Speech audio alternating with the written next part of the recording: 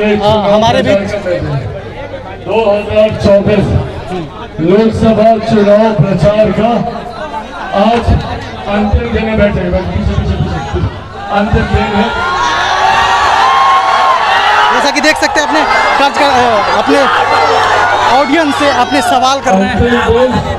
और अंतिम दिन का एकदम अंतिम घंटा है। स्वच्छ अभियान आधा घंटा और बाकी रह गया। बहुत ज्यादा बातें आप लोगों से नहीं, बस कुछ जानकारी और कुछ आग्रह करके आप लोगों के बीच आया हूँ। आप सब जानते हैं कि जो 6 चरण का मतदान हुआ है, उन 6 चरण के मतदान में जो रुझान सामने आ रहे हैं, उसमें एक बात तय है कि 4 तारीख को जब ईवीएम मशीन खुलेंगी तो हमारे मौजूदा प्रधानमंत्री आदरणीय नरेंद्र मोदी जी तीसरी बार देश के प्रधानमंत्री बनने जा रहे हैं। ऐसे में हम सबकी एक अहम जिम्मेदारी है कि प्रधानमंत्री जी के सोच वाले व्यक्ति को हम लोगों को भारत की संसद में भेजने की जरूरत है।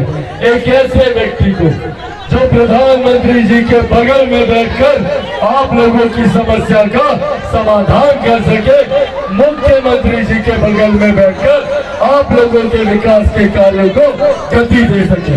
ऐसे में हम सब के लिए ये कोई नया चेहरा या किसी पहचान की इनको जरूरत नहीं है। कौशलेंद्र बाबू लंबे समय से इस क्षेत्र का प्रतिनिधित्व करते आ रहे। एक जानकारी आप लोगों के साथ हम साझा करते हैं।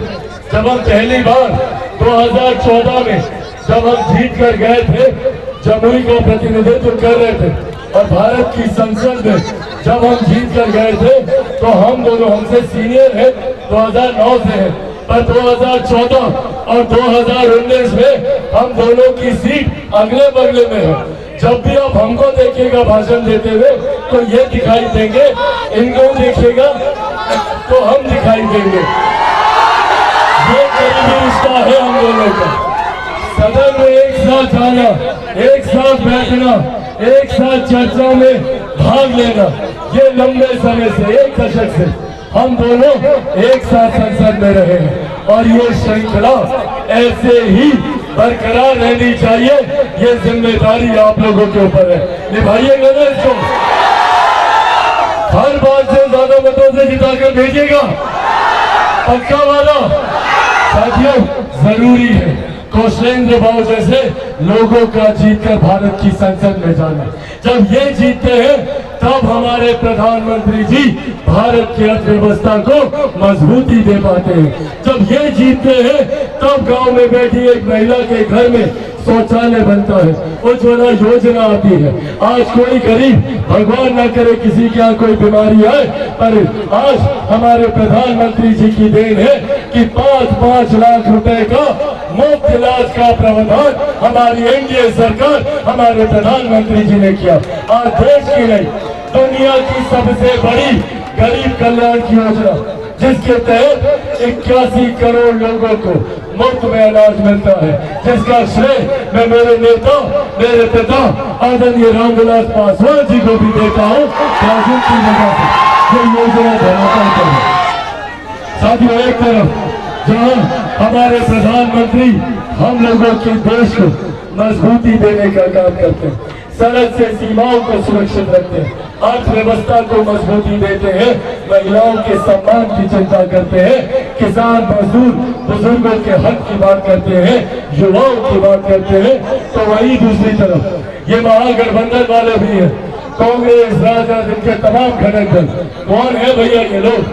ये वही लोग ना है जो 90 के दशक में लाठी में तेल पिलाने का काम करते थे। ये वही लोग हैं जो आप लोगों की नौकरी के बदले आप लोगों की जमीन हथियाने का काम करते थे। और आज पुनः ये लोग एक कानून पर काम कर रहे हैं।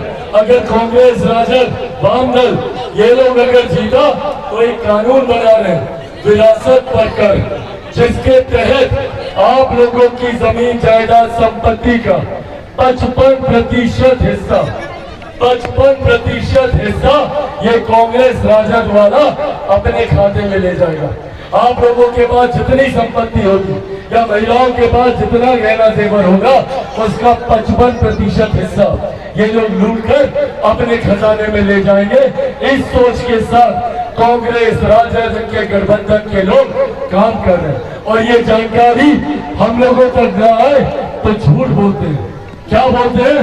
कभी कहेंगे संविधान को खतरा है, कभी बोलते हैं आरक्षण को खतरा है, कभी बोलते हैं लोकतंत्र को खतरा है। भैया ये लोग बात करेंगे लोकतंत्र की जिन लोगों ने सन 75 में आपातकाल लगाकर सही मायनों में लोकतंत्र की हत्या करने का काम किया। आज ये लोग लोकतंत्र के संरक्षक बन रहे हैं। साथियों, आज आप लोगों के सामने मैं मेरे नेता मेरे पिता आदरणीय रामविलास पासवान जी के संघर्षों की कसम खाकर ये वादा आप लोगों से करके जाता हूं कि जब तक चिराग पासवान जिंदा है न आरक्षण को कोई खतरा है न संविधान को कोई पर हाँ खतरा है तो हम लोग की गरीब कल्याण की योजनाओं को खतरा है। ये महागठबंधन के लोगों से कितने लोगों को बताइए यहाँ पर 5 किलो अनाज प्रति माह मिलता है? एक बार हाथ उठाकर बताइए। अनाज मिल रहा है ना? मिलता है ना? अनाज मिल रहा है ना? सब बंद हो जाएगा, ना अनाज मिलेगा, ना 5 लाख का इलाज होगा, ना ही किसान सम्मान निधि, ना प्रधानमंत्री आवास, ना मुख्यमंत्री आवास। अगर ये राजद कांग्रेस अगर ये लोग जीता तो तमाम गरीब कल्याण की योजनाओं को ये लोग बंद कर देगा, क्योंकि ये लोग चाहता नहीं कि कोई भी गरीब गरीबी रेखा से बाहर निकले। जात पात धर्म मजहब में सिर बांटने की इन लोगों की राजनीति है। ये लोग नहीं चाहता कि बिहार का युवा पढ़ लिख कर आगे बढ़े। ये लोग नहीं चाहते कि बिहार से गरीबी मिटे। इसीलिए साथियों, आज ये आग्रह करने आप लोगों के बीच आए और आग्रह के साथ मुझे 2 वादे चाहिए। क्या मेरे युवा साथी मुझसे 2 वादे करेंगे? पक्का करेंगे? पक्का वाला? साथियों, अब 15 मिनट के बाद प्रचार समाप्त हो जाएगा। चिराग पासवान के लिए संभव नहीं है गांव-गांव घर-घर हर व्यक्ति के पास आना। ऐसे में क्या आप लोग चिराग पासवान बनकर मेरा ये संदेश मेरे भाई कौशलेंद्र जी को जिताने का ये संदेश घर घर पहुंचाइएगा? बनिएगा चिराग पासवान? ऐसे नहीं, दोनों हाथ उठाकर बताइए। बनिएगा चिराग पासवान? बनिएगा चिराग पासवान? बनिएगा चिराग पासवान? एक बात और चाहिए, 1 तारीख को मतदान है। 1 तारीख को है ना मतदान? हाँ है ना? उस दिन आप लोगों के बूथ से कोई बुजुर्ग कोई महिला छूटना नहीं चाहिए। हर किसी को मतदान केंद्र लेकर जाना होगा। गर्मी का समय है, युवा साथी गर्मी बर्दाश्त कर लेंगे। आप लोगों को हर बुजुर्ग हर महिला हर चाचा चाची दादा दादी नाना नानी यार दोस्त अड़ोस पड़ोस दोस्त रिश्तेदार सबको मतदान केंद्र लेकर जाना होगा और मतदान कराना होगा। करवाइएगा? ये कितने नंबर पर बटन दबाइएगा? कितना नंबर? सबको पता है? 1 नंबर दिखाइए सब लोग। 1 number 1 number 1 number 1 number 1 number 1 number. साथियों, 1 नंबर के सामने जब आप तीर छाप पर बटन दबाइएगा तो ना सिर्फ मेरे भाई कौशलेंद्र कुमार जी को आप यहां से जिताकर भेजिएगा, बल्कि मेरे प्रधानमंत्री आदरणीय नरेंद्र मोदी जी को भी तीसरी बार देश का प्रधानमंत्री बनाइएगा। मेरे मुख्यमंत्री नीतीश कुमार जी को भी आप लोग मजबूती देने का काम कीजिएगा। उपेंद्र कुशवाहा जी को मजबूती मिलेगी, जीतन राम मांझी जी को मजबूती मिलेगी, और तो और आप लोगों का बेटा आप लोगों का भाई चिराग पासवान को भी आप लोगों का ये वोट मजबूती देने का काम करेगा। तो सब लोगों का आशीर्वाद है ना? कई बार जोरदार ताली बजाकर अपना आशीर्वाद दें। बहुत बहुत धन्यवाद साथियों। जय हिंद जय भारत। आप लोगों का आशीर्वाद हो तो हम संजय जी हम सब लोग इनको विजय की माला पहना दें, तो ताली बजाते रहिए।